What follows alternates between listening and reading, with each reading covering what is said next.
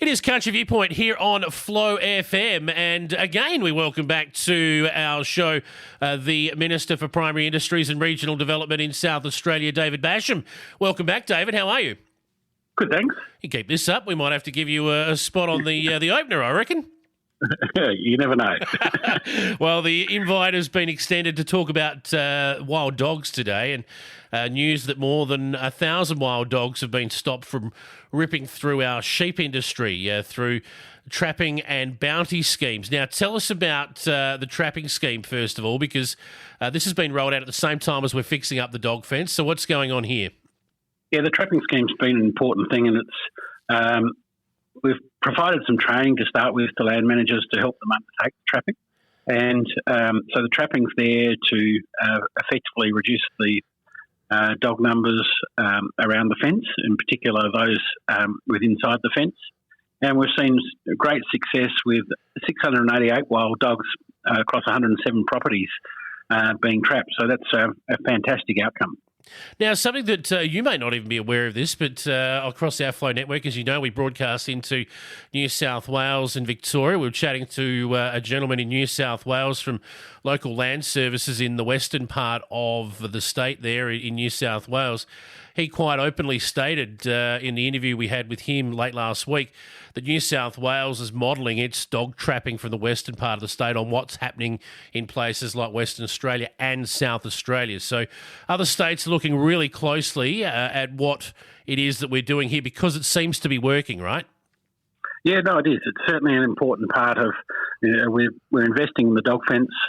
We're strengthening that back up to make it dog proof, and so it's important that we get on top of these dogs around those fence areas, and this is certainly an important part of it. Now, as far as trapping wild dogs, I mean, this is strictly a PIRSA-funded, state-funded sort of scheme, but we know that wild dogs, don't respect state lines. They don't care about borders, so it does have federal connotations as well. I mentioned New South Wales before. We've seen them down as far as Wentworth heading into Victoria. We've had wild dogs in South Australia as far south as Port Neal. So do you get any support from the federal government other than perhaps the money that you received to fix the dog fence up? I mean, we've certainly had enormous support in dog fence rebuild. I mean, that's a key to this, and it's certainly important that that happen. And, I very much thank the federal government for that support. And we'll continue to work with the federal government and our other states to make sure that we actually achieve what we need to in this space. It is a really important piece of work. This is millions of dollars worth to the industry over a long period of time. Up to 113 million over 20 years is the estimated benefits from the dog fence and getting on top of these dogs.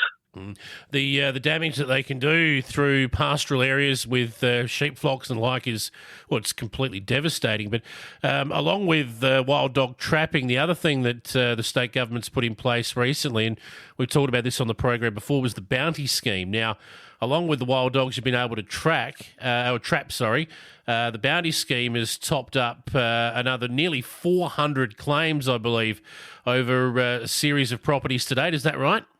Yeah, no, there have been about 40 properties involved in putting claims into actually going out and culling the dogs. So it's another important part, and it's great that they're taking part in this. And people who are humanely killing the dogs on the lands are receiving $120 per dog. So we've seen most of the trapping being done around, SA Arid Lands. They are looking after that.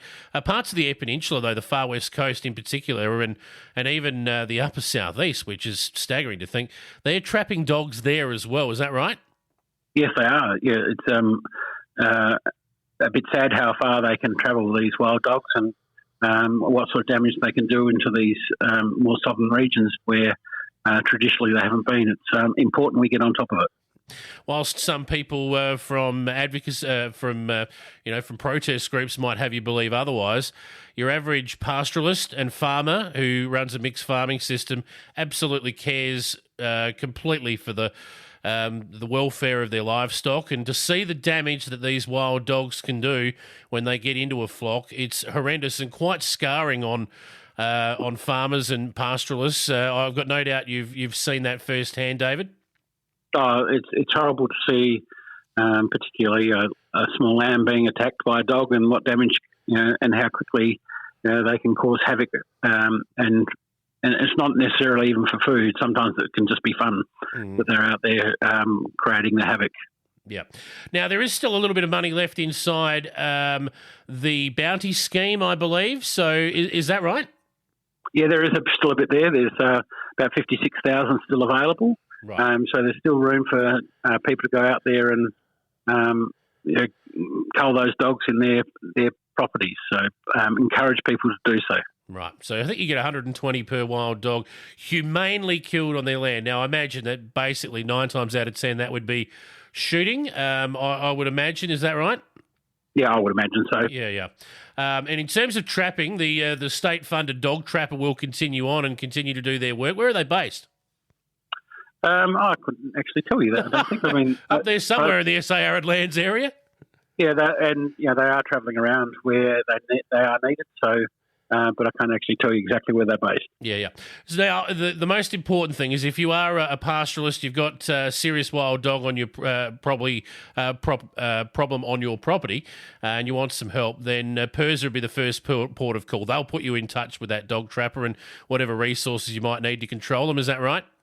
Yeah, that's exactly right. They're there to help. Yep, very good. David, it's a great program. Good job with the government putting this together and working with PIRSA. 1,000 wild dogs now gone, and hopefully plenty more to come in terms of no more through that dog fence once it's finished, and hopefully we can rip another however many we need to keep our pastoralists and their flocks safe. Good on you, David, for joining us and telling us about it here on Country Viewpoint. My pleasure.